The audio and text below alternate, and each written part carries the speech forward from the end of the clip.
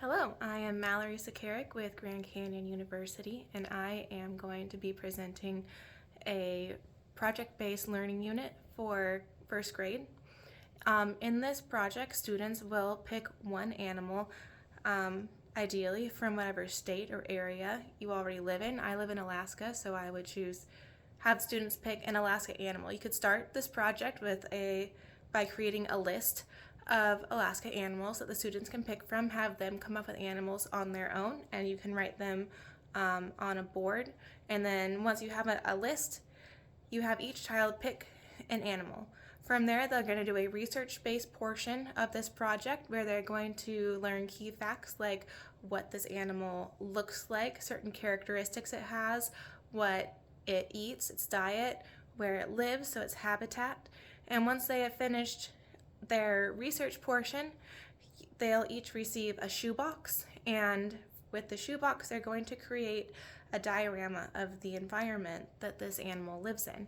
And this is an art-based portion of the project, and it can be done either at home as a homework assignment to with families, or it can be done in the classroom. You can provide materials such as toilet paper rolls, construction paper, cardboard, egg cartons, and you can also have them go outside and forage for things that they could use, such as tree branches and sticks, moss, rocks, things like that. Once they have completed their diorama, then they will do an oral presentation where each student can learn about everyone else's animals. This project is engaging because it's hands-on and incorporates various aspects of their own lives, animals they may already be familiar with but don't know much about yet.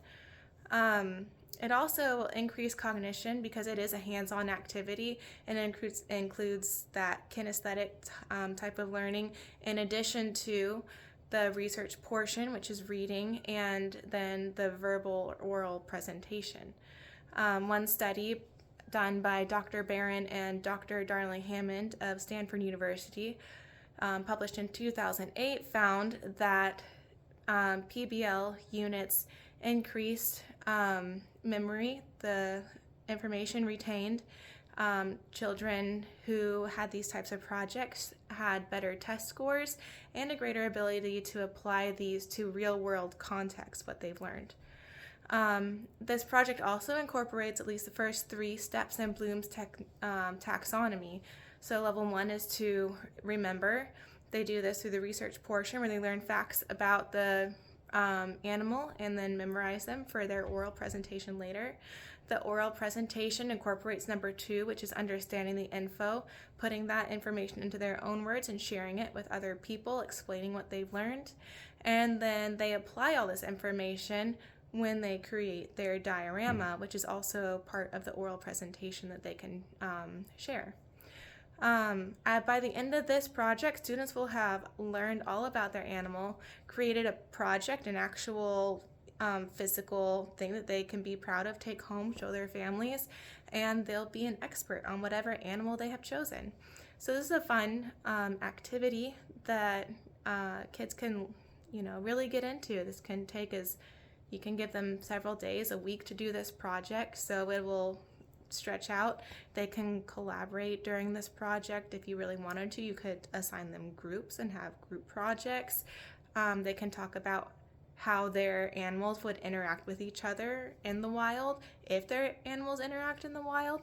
So there's a lot of different directions you can really go with this to increase the collaboration and really make this a very meaningful and exciting project for kids. So thank you.